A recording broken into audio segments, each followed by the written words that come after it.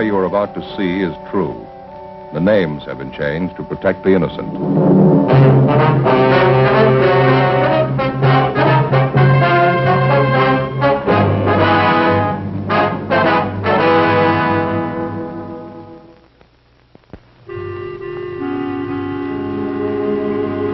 This is the city.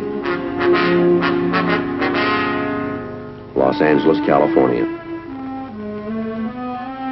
Like other great cities, it is home to all kinds of schools where you can get most any kind of education. There are universities, high schools, grade schools. Some students take the problem of earning a living.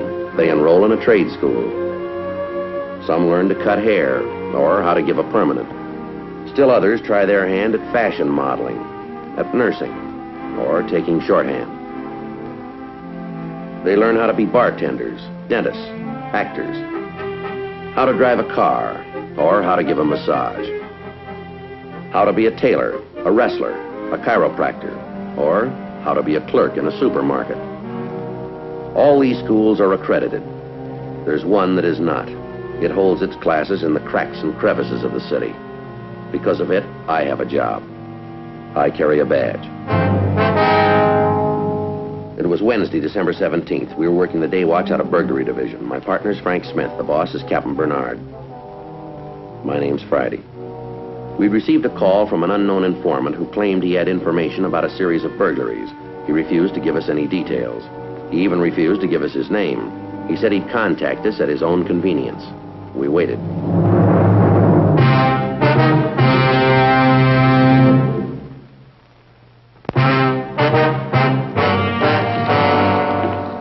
Who's Lieutenant Friday?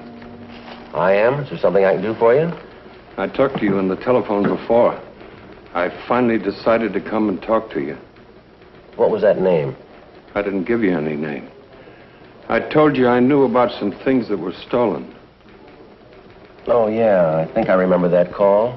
Sit down. Thank you. I finally made up my mind it would be best to come in and talk to you. I want to do what's right. Could we have your name, please? Yeah. You can have it. Hovek. Hovek. Oskar Hovek. Huh. I know that's kind of a hard one to spell. It's Norwegian. I've figured out a way to change the spelling, but I haven't got around to it yet. H-O-V-E-J-G.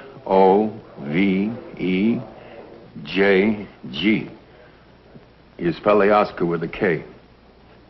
Uh-huh. All right. What did you come in to tell us, Mr. Hovig? Well, if I show you something that I think is stolen, have you got some way to find out who it got stolen from? Yes, sir, we might, if the theft was reported to us. I don't know anything about that part. This is all I know. I hope I'm doing the right thing.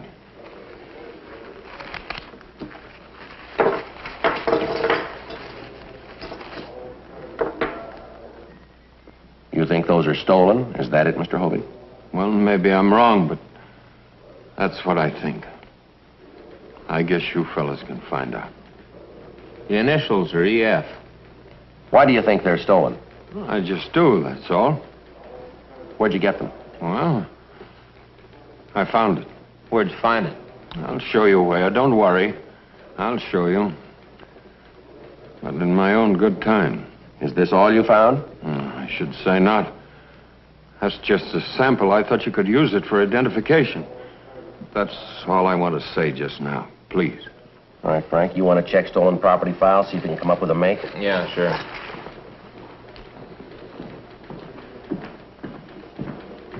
Mr. Hovig. Yes? What makes you think that that's stolen property? I don't think it is, Lieutenant. I know it is. How do you know? I can't tell you now. I just know it's stolen. You'll know it, too, when you see the other stuff. Well, all right, who's responsible for it? Do you know? Yes, I know. Well, who is it? Well, maybe later on I'll tell you. Maybe not. I continued to question Mr. Hovig, but I couldn't pry loose any additional information that might help us. Frank found an identification in stolen property covering the articles Mr. Hovig had shown us. The silverware matched the description of that taken in a theft 4 days previously. It's all right here in the report. All right, Mr. Hovig. Apparently you're right about this being stolen property. Now, you say there are some other items? Yeah, that's what I said. Can you recall any of them? Well, I didn't look them over real good. Let's see. There were a couple of ladies' fans. Ivory? Yeah. And all this silver. It's wrapped in some lace thing. Where is it? Well, it's right where I found it. I didn't move it an inch. Not an inch. Where did you find it? You come to my house. You meet me at my house at 1 o'clock. I'll show it to you. I didn't move it an inch. Well, can't you tell us where it is and leave the rest to us? No. No, it must be done my way. You see, I want to be sure. It still might be some mistake. All right, we'll do it your way. What's that address? 1307 North Camrose. It's in Hollywood, just below Gower. We'll find it. This is very important. Don't come before 1 o'clock, and you've got to be all through by 2. It's very important. We'll do our best. And don't you forget, my name doesn't get mentioned.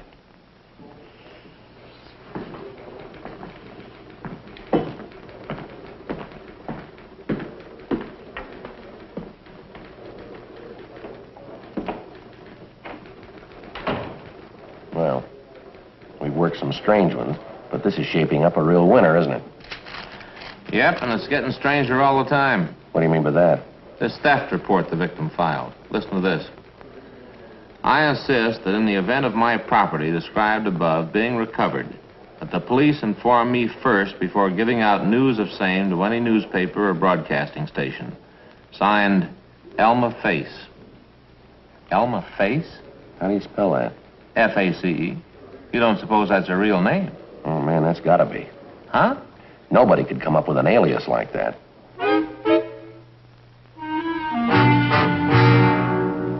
Frank and I decided to drop by and talk to Mrs. Face before we met Mr. Hovig at his home. Just a minute. 1 minute. Yes, what is it? Mrs. Face? Of course. Who did you think? Yes. Well, we're police officers. Police! Oh, great, great. Come in, come in. Oh! You have found the stuff! Well, part of it, anyway. Oh, good. Can you identify this, ma'am? Oh, yes, of course, it's mine. Oh, sit down, sit down. And a personal interview with the police to boot. Well, sit down. You don't understand. We can only stay a minute. Please, I ask you to sit down. All right. I just want to jot down a few notes. It won't take but a jiffy. Now, Mrs. Face, we'd like to ask you a few questions. Now, let's see. My notebook is here someplace. I keep thinking I should tidy up a bit, but it would just get messed up again, so what's the use? Oh, some of my very best thoughts are in here someplace. You know how writers are. And it would be such a shame. Do you know Tom Carlyle? What divisions do you work out of, ma'am? Oh, no. He was a very famous author. He wrote The French Revolution about 100 years ago. And guess what happened to his very first volume? Millions of words. A cleaning woman came into the room and threw them all away. Burned them all up. And when she was asked why she did it, do you know what she said? She said she thought the paper was just no good anymore because it had already been written on. Oh, dear, here it is.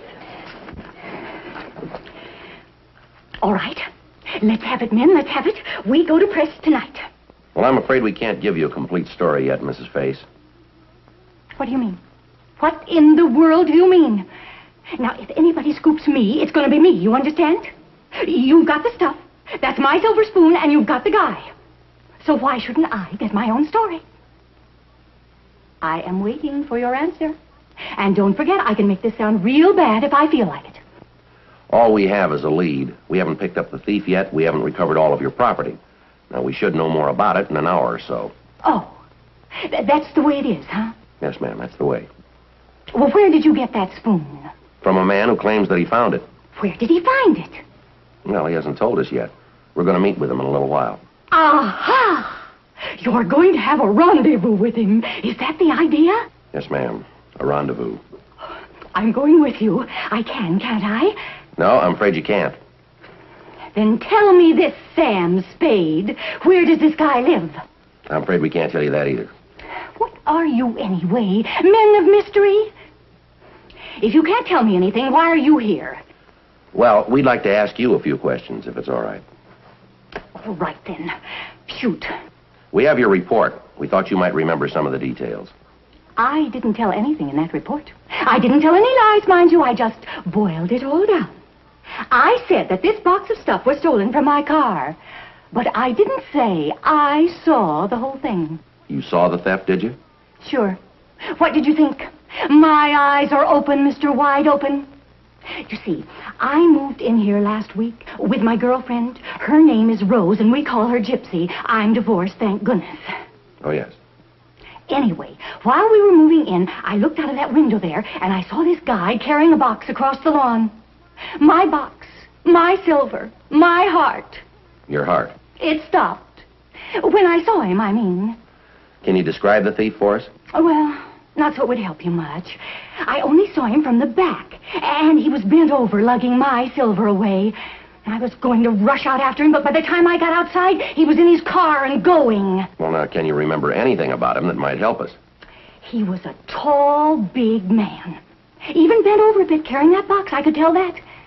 I was a bit upset, you understand, but I did notice something that might help you. Well, what was that? He threw a glove out of the window of his car.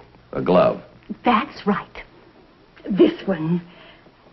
Oh, just threw it out, you know. And there was an L in the license number, and the color of the car was green. Why didn't you put all of this in your report? I told you. I didn't want to get scooped. I want it in my paper first. Now, that shouldn't be hard to understand. Well, just what paper do you write for? This one. The Southwest Record? It's a throwaway. I am the editor of this sheet, and don't call it a throwaway. It's a shopper's weekly. So you didn't want any other paper to print the story before you did. Is that it? That is what I keep telling you, man. And you haven't printed your story yet? No, siree. Not a single word of it. You know, on second thought, it might be a good idea for you to be with us when we have our meeting this afternoon. Fine, fine. When? 1 o'clock. Good. That'll give me time to change. Where shall I meet you? The address is 1307 North Camrose. 1307. I'll be there. Oh, say, in case I have to ask, what's your name? Joe Friday. Friday. Friday? Oh, that's a funny name. Yes, I guess it is, Mrs. Face.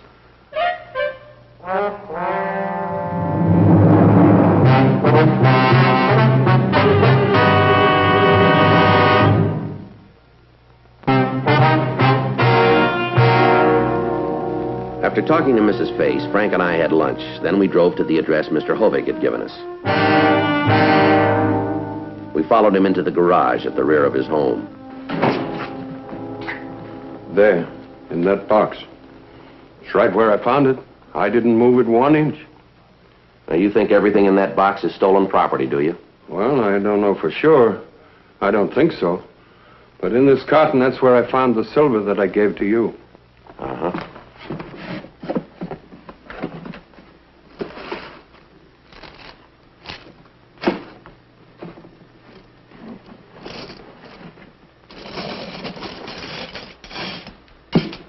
Yeah, it looks like it all right. Sure does. When did you find this stuff, Mr. Hovig? Monday. I was neatening up this bunch of things, and I lifted that one by the string, and it broke. It turned over, and a piece of silver fell out. Well, I picked it up, and I noticed it had initials on it. I didn't recognize those initials. Then I didn't know, so I forgot to mention it. Mention it. At supper. But after they went to bed, I came out to lock up, and I began to think about it. So I looked a little more in the box, and I saw the lace and a picture of somebody that's not in the family. Yes, sir, we understand. I never trusted that fellow the minute I looked at him. Now, who do you mean, Mr. Hovig? My son-in-law. Oh. My own son-in-law. You think he might know something about this, do you? Oh, I'm not accusing him. That's up to you fellas to accuse him. I'm only trying to do what's right. And when you tell my daughter you leave me out of it, that's the whole idea. I want to be a good citizen and respect the law and everything. And my daughter might get the wrong idea. Yes, sir.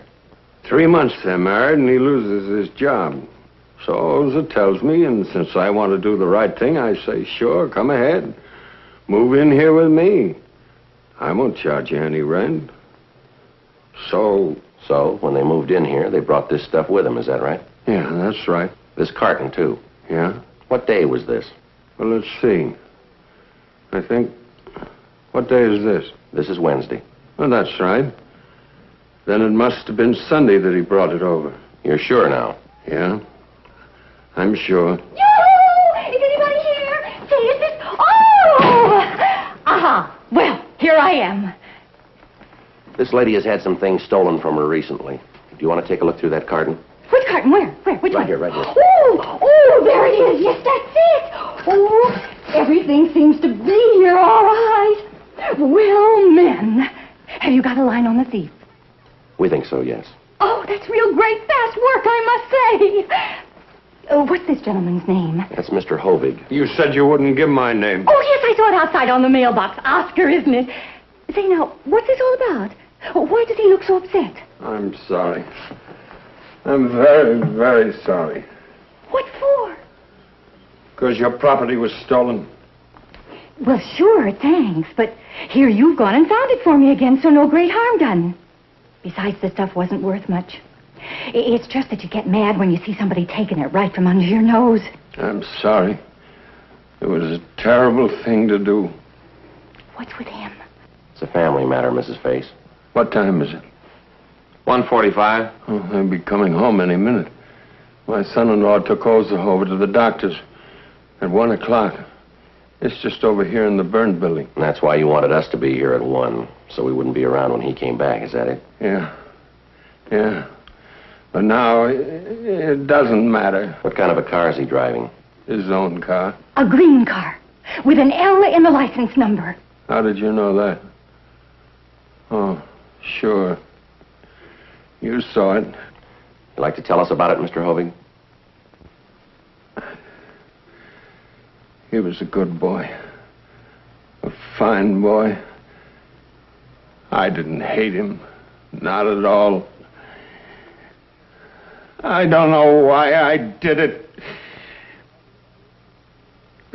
They love each other. He'd do anything to make her a good husband. I was crazy. I couldn't stand it to be alone. Even the piano.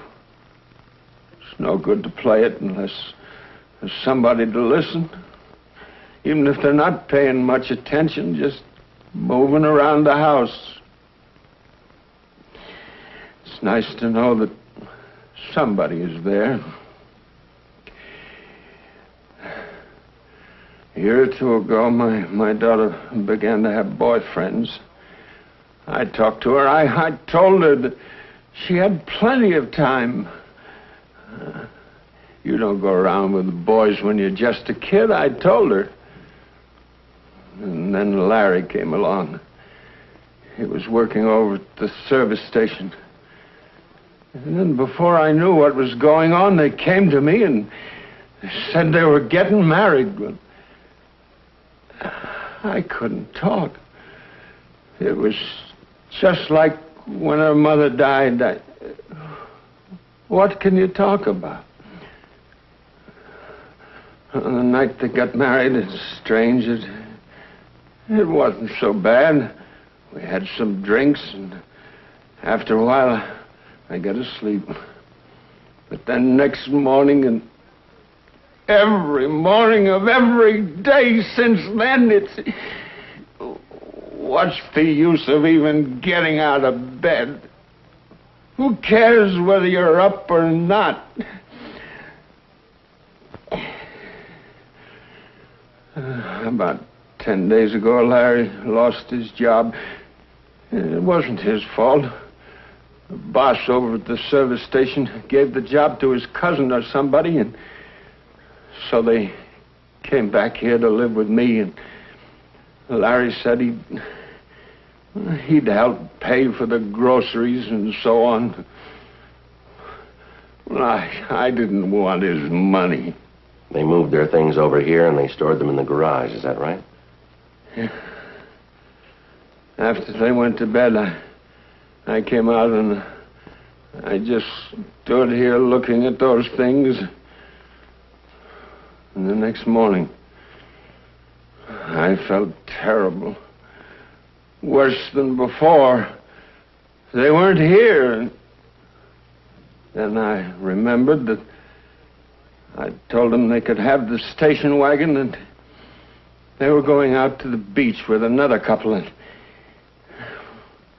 I really didn't care. I was feeling sorry for myself, and them going off and taking my station wagon, you know? Yes, sir, I think so.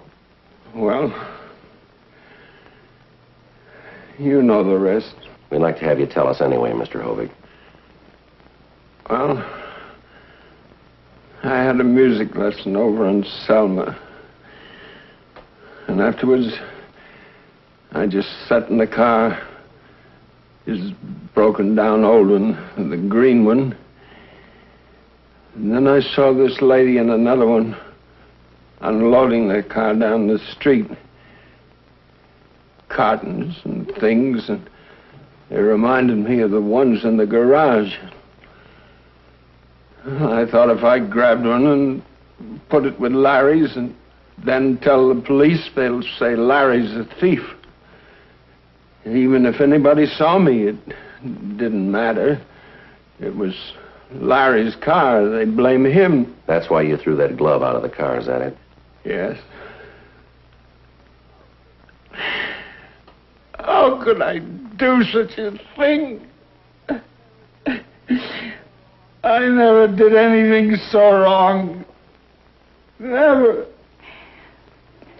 Well, I certainly want to thank you, Mr. Hovig, for helping me carry this stuff of mine over. It was real neighborly.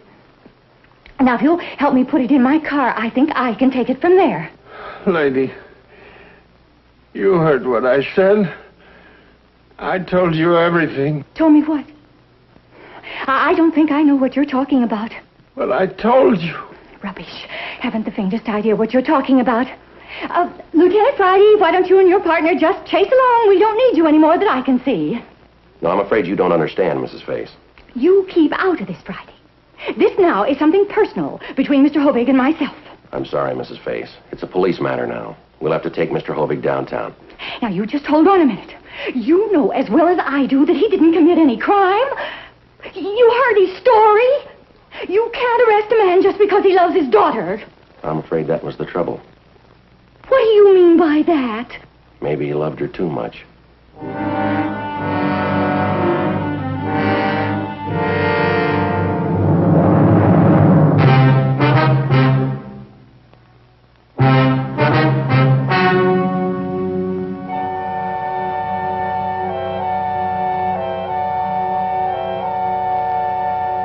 On June 5th, trial was held in Municipal Court of the Los Angeles Judicial District, State of California.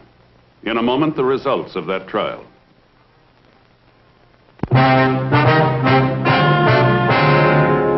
The suspect pled guilty to the charge of petty theft, 1 count. Petty theft is punishable by a fine not to exceed $500, or by imprisonment in the county jail for a period of not more than 6 months, or both such fine and imprisonment.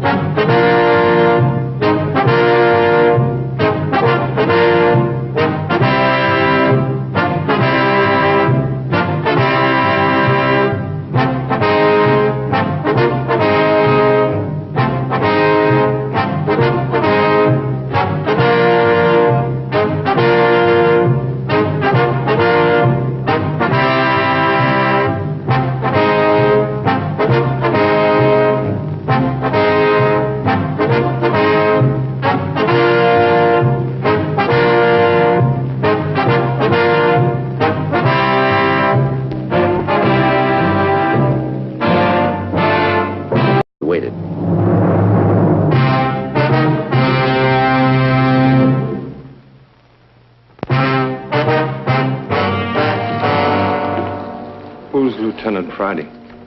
I am. Is there something I can do for you? I talked to you on the telephone before. I finally decided to come and talk to you. What was that name? I didn't give you any name. I told you I knew about some things that were stolen. Oh, yeah. I think I remember that call. Sit down. Thank you. I finally made up my mind it would be best to come in and talk to you. I want to do what's right. Could we have your name, please? Yeah. You can have it. Hovek. Hovek. Oskar Hovek. Huh. I know that's kind of a hard one to spell. It's Norwegian. I've figured out a way to change the spelling, but I haven't got around to it yet. Or how to give a permanent. Still others try their hand at fashion modeling, at nursing, or taking shorthand.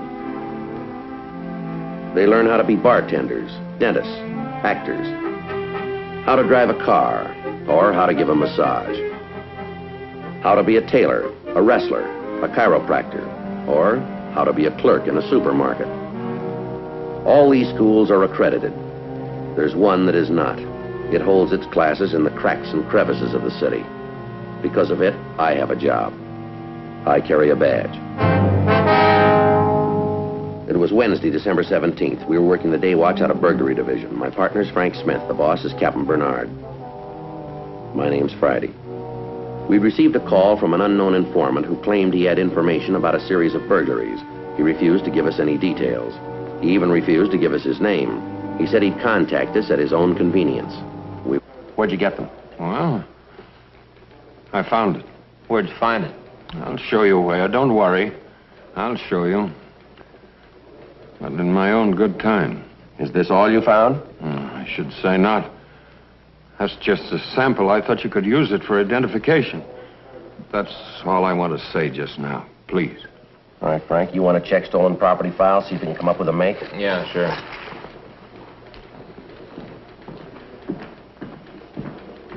Mr. Hovig, Yes? what makes you think that that's stolen property? I don't think it is, Lieutenant. I know it is. How do you know? I can't tell you now. I just know it's stolen. You'll know it, too, when you see the other stuff.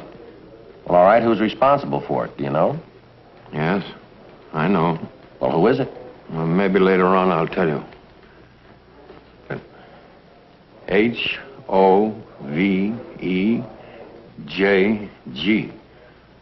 You spell the Oscar with a K. Uh-huh. All right. What did you come in to tell us, Mr. Hovig? Well, if I show you something that I think is stolen, have you got some way to find out who it got stolen from? Yes, sir, we might, if the theft was reported to us. I don't know anything about that part. This is all I know. I hope I'm doing the right thing.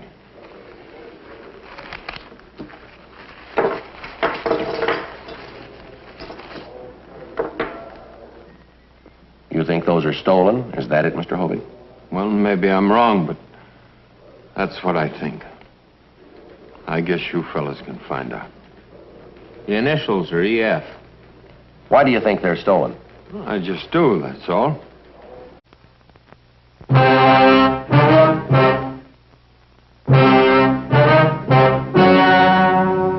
Ladies and gentlemen, the story you are about to see is true.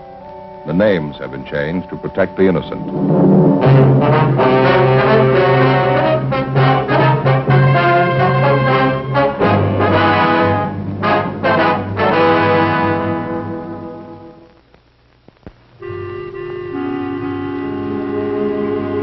This is the city.